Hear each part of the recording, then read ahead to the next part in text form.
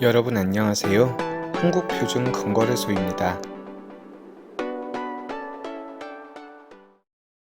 지난 19일 미국 첫 비트코인 선물 ETF 프로시아즈 비트코인 스트래티지가 상장했습니다. 어쩌면 비트코인이 제도권 안에 완전히 안착하는 역사적인 현장이 될지도 모르겠는데요.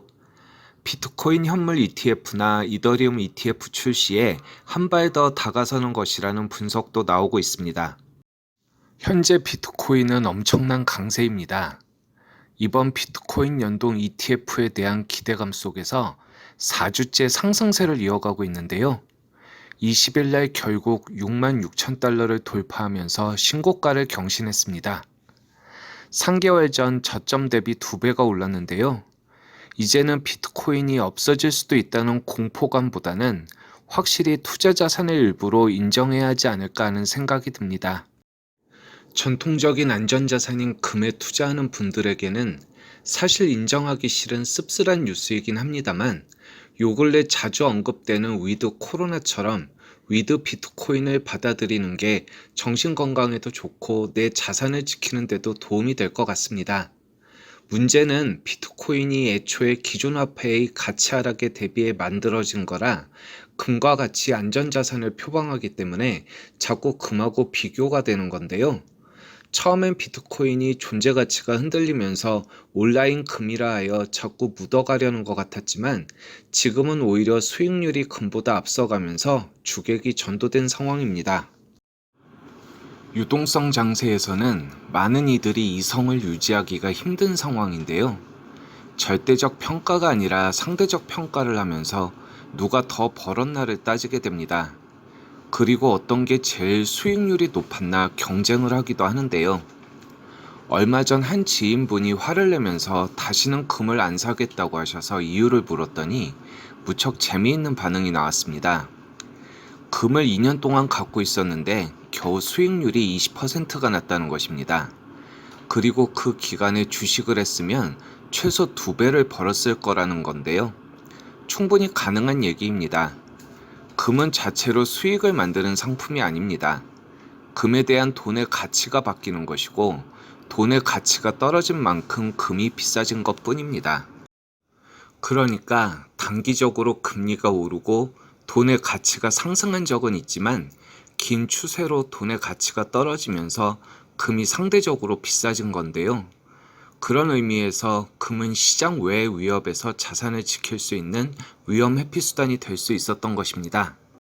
물론 앞으로 비트코인이 완전히 제도권에 안착이 된다면 상당 부분 금과 역할이 겹칠 수 있을 텐데요.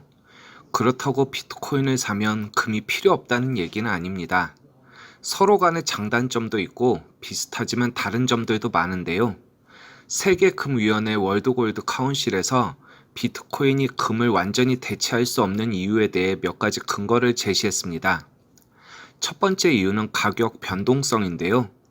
금 가격은 대략 인플레이션율과 비슷한 수준으로 평가되고 비트코인에 비해 상대적으로 큰 안정성을 보이고 있습니다.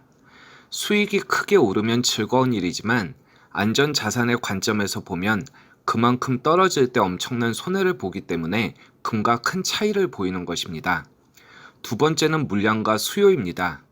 비트코인의 하루 거래량은 20억 달러 수준으로 금 기반 ETF 거래량과 비슷하지만 실제 전 세계 금 거래량은 하루 2천억 달러 수준으로 100배에 해당하는 금액입니다.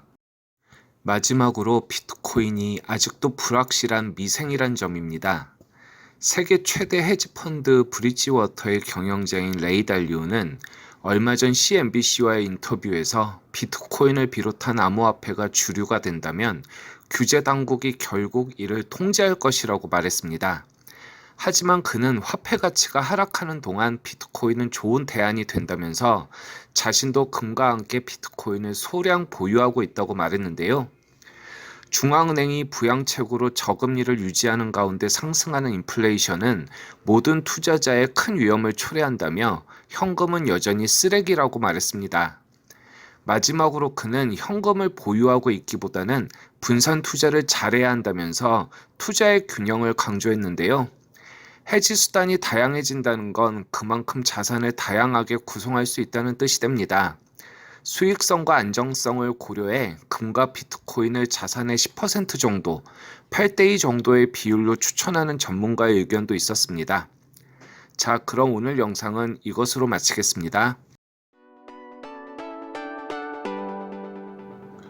구독과 좋아요, 알림 설정은 언제나 큰 힘이 됩니다. 그럼 오늘도 좋은 하루 되시고요. 지금까지 한국표준건거래소였습니다.